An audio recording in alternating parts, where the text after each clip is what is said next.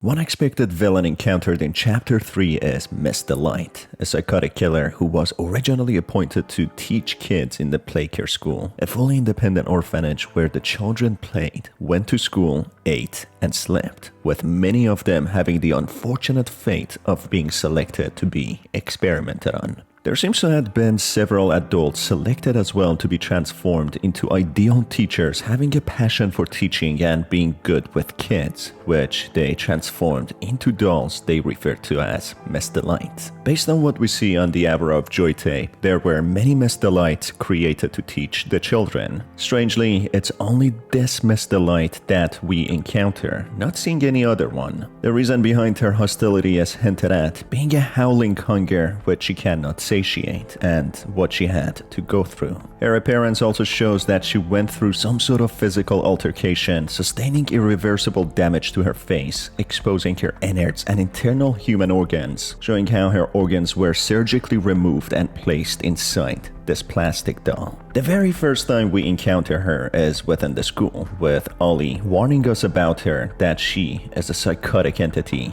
out for blood. She's first seen destroying a generator with a makeshift weapon that she refers to as Barb, being a collection of school accessories such as sharp pencils, rulers, etc. She's very powerful and destroys the generator with a big blow, then continuing to chase after the protagonist, breaking through barricades like there's no tomorrow. But interestingly and ironically, a restricted access gate makes her meet her end. She's very fast and moves when not looked at, pretending to be an inanimate object or dead when seen, which goes back to her backstory to how she used this technique to hunt down her targets or victims. The entire reason for chasing down the protagonist and wanting to kill him is that she explains that he is not supposed to be here and Catnap would be very unhappy. She doesn't expand much more on it, but it seems as if she has a psychotic side to her, wanting to consume people. It's not clear if she is fully conscious about her actions, and it seems more like she is hurting others, acting on instincts rather than pure sadistic nature. In her monologue, she refers to the protagonist as a human, and confirming that he used to work here, referring to others as his co-workers, explaining how the protagonist is not like other humans, referring to his bravery and courage, how he is not afraid to defy the deadly dolls. As we saw in the Hour of Joy tape, every single person in the factory ran to save their lives and none stood tall against the killer dolls. But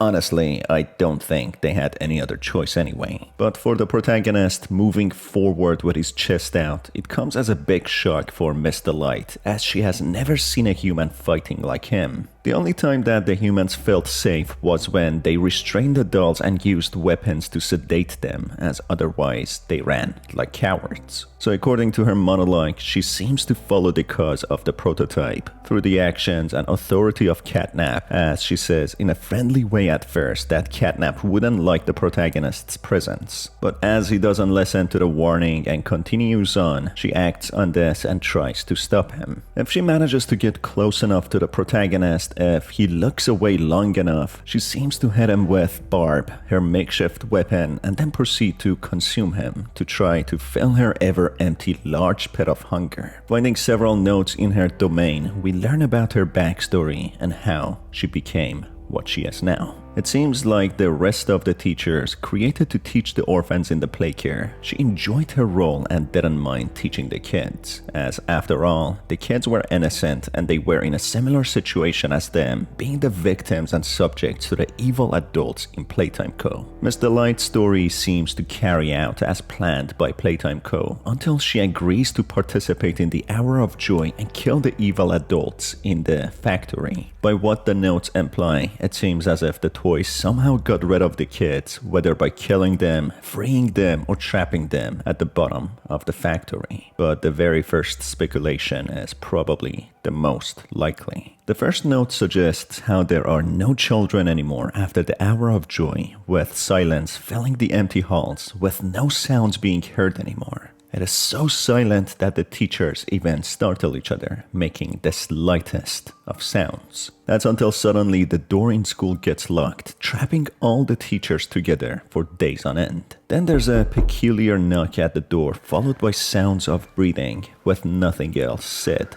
or heard. Miss Delight keeps wondering what the source of the sound is, and in order to defend herself when the door opens, she makes a makeshift weapon from school tools such as pencils and rulers, which she calls Barb, something that will become an important companion to her later on. After days pass on, with the teachers not knowing who has locked them in, not being able to open the door no matter what, they start to run out of food, fighting over what little is left. Slowly, the others single out the specific Miss Delight, blocking the doorway to the kitchen, waiting for her to die, to maybe get rid of one more mouth to feed and worry about sharing their food, or even, in a darker sense, to consume her innards. After some more days pass, Miss Delight starts losing her strength, falling to the ground, not being able to lift herself back up. It starts becoming clear if she doesn't eat anytime soon, she will surely die. This reveals another important piece of information about the story and the dolls, that they function biologically like normal humans. They have a digestive system and need to eat, which brings the question to what have they been eating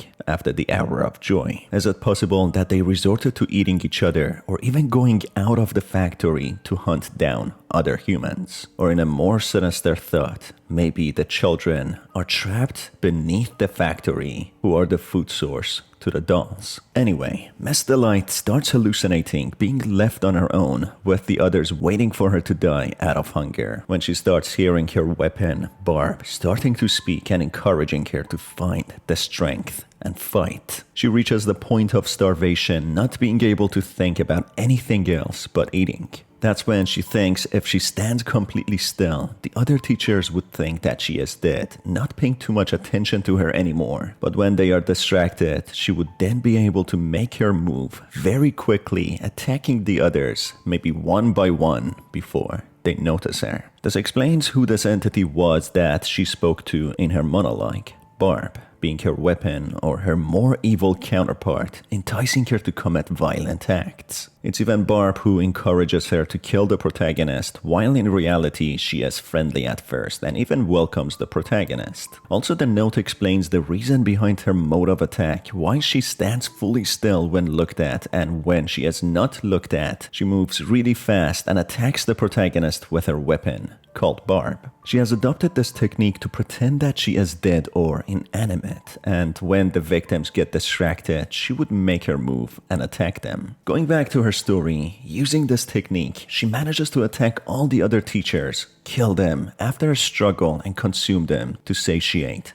her hunger. This would explain her damaged appearance, that she has a massive crack on her face, revealing her fleshy innards. Her plan seemed to work attacking the other teachers, but not without a struggle. It seems they physically resisted and injured her, but at the end, she won the fight. It would also make sense why she would still have a damaged face, as the dolls not having skin anymore, losing the ability to heal and reform damaged skin, and if they are not manually maintained or operated on by the scientists, they would continue to have their injuries. In her notes, she also apologizes and feels guilty for hurting the other teachers, even though they singled her out and wanted her to die, which shows that she has a kind and compassionate nature, as she was a teacher for the kids anyway. But the extreme conditions that she was in, being abused, experimented on, and left to the brink of death and starvation, she was pushed to the limit to become a monster. Even then, she was apologetic and felt remorseful for her actions. Poor Miss Delight was pushed too far that she started hallucinating, forming an alter ego in the form of a weapon that she named Barb, who would give her strength,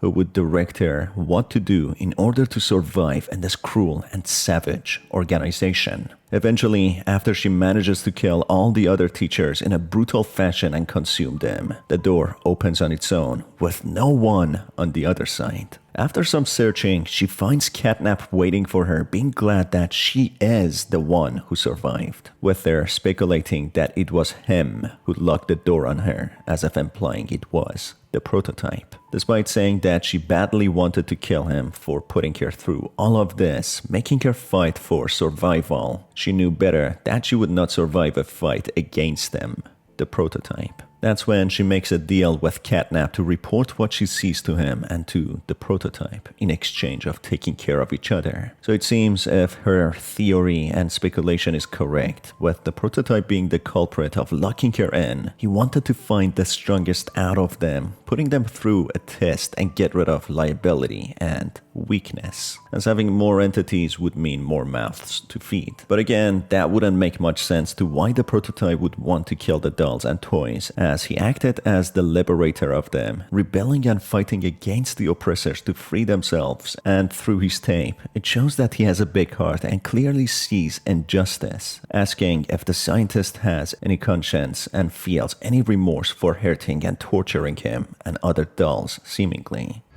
You stick us, feed us, tear at flesh. Do you feel it? There's a secret inside you, 1006.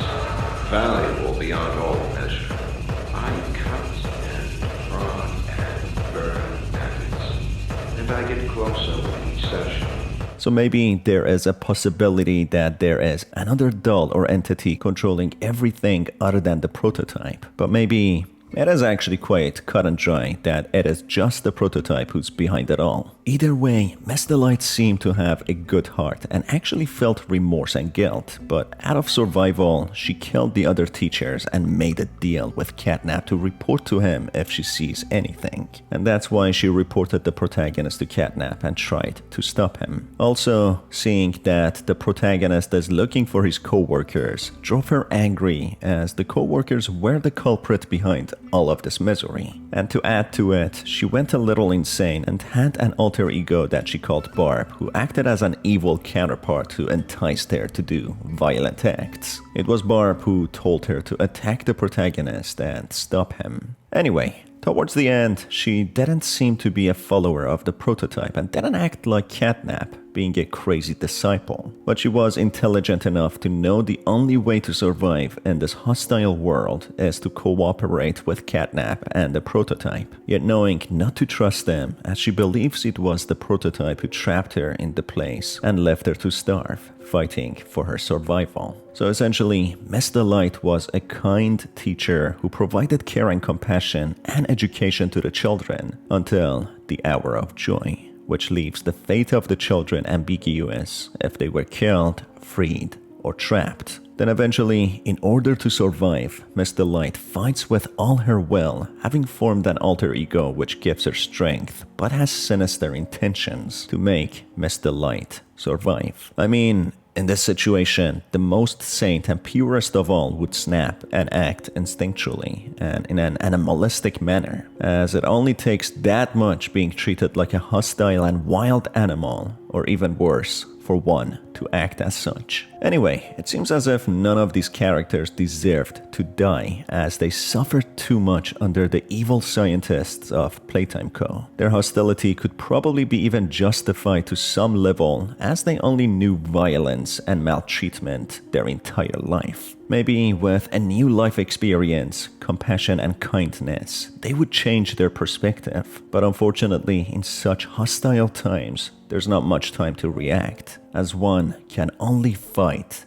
or die.